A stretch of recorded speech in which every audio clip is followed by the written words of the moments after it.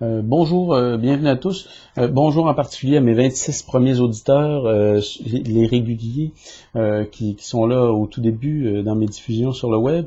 Aujourd'hui, la vidéo que j'enregistre aujourd'hui s'adresse surtout aux gens de Reboiseurs du Monde, Reboiseurs sans frontières.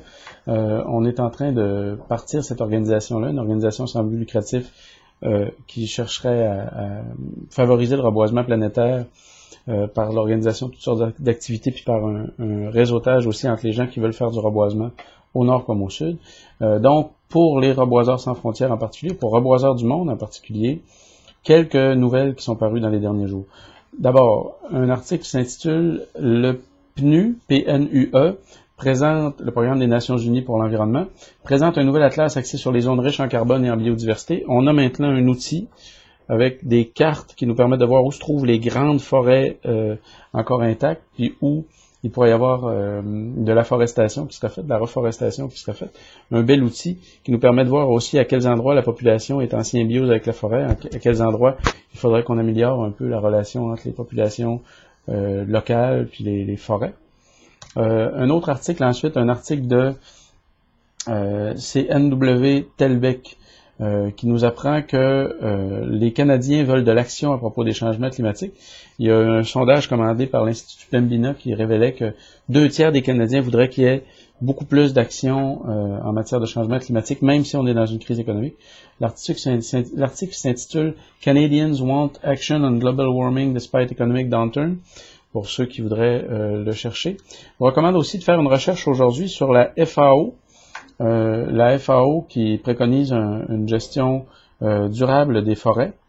Donc, faites une recherche sur FAO forêt. Vous allez trouver un paquet d'articles, dont un article de Xinhua, l'agence de presse chinoise, qui explique un peu plus précisément qu'est-ce que la FAO voudrait qu'on fasse avec les forêts, comment la FAO voudrait qu'on favorise l'apparition d'un mode de vie basé sur l'agroforesterie pour les paysans du Sud, pour que les paysans du Sud puissent contribuer donc à la reforestation planétaire qui est nécessaire à la lutte contre les changements climatiques. La FAO voudrait favoriser les projets qui seraient à la fois des projets de reforestation pour capture de carbone et de reforestation pour création d'un mode de vie durable. Donc, on essaie de trouver des projets qui sont à double bénéfice, des bénéfices pour les populations locales et des bénéfices pour la planète. Il y a plusieurs articles, donc, agriculteurs et exploitants doivent lutter contre le changement climatique. Il y a plein d'articles sur ce sujet-là. Un autre sujet de recherche, forêt Poznan, F-O-R-E, accent circonflexe T-S, Poznan. Si vous cherchez sur Google News aujourd'hui, vous allez trouver pas mal de sujets, pas mal de textes là-dessus.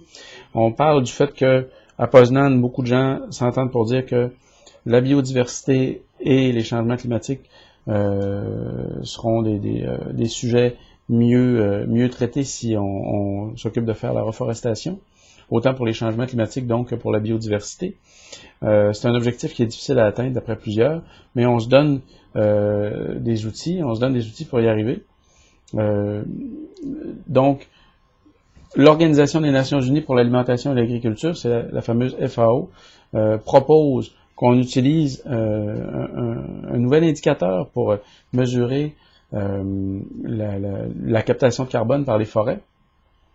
Ces indicateurs-là dans lesquels on essaie de mesurer la captation de carbone montrent que l'Afrique semble être un poumon planétaire beaucoup plus important qu'on aurait pu le penser. L'Afrique serait responsable de 50% des variations atmosphériques de dioxyde de carbone annuelles. Puis ça, c'est dû essentiellement au fait que l'Afrique bat au rythme des saisons, capture du carbone puis rejette du carbone au rythme des saisons. Si on aidait les forêts qui sont là-bas, on pourrait avoir encore un effet plus important pour la captation de carbone à l'échelle planétaire. D'ailleurs, l'Afrique travaille dans cette direction-là.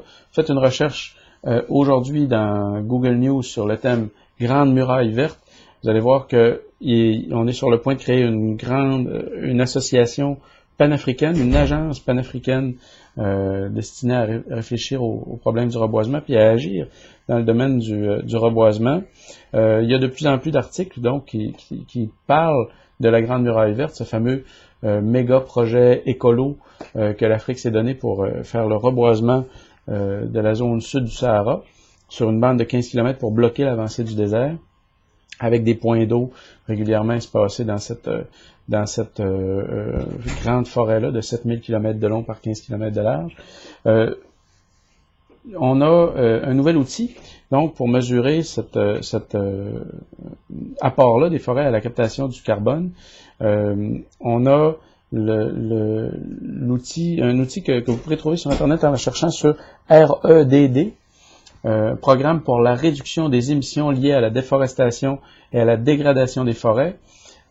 Si vous cherchez sur REDD, vous allez trouver pas mal d'articles qui parlent de ce nouveau programme-là, cette nouvelle association-là.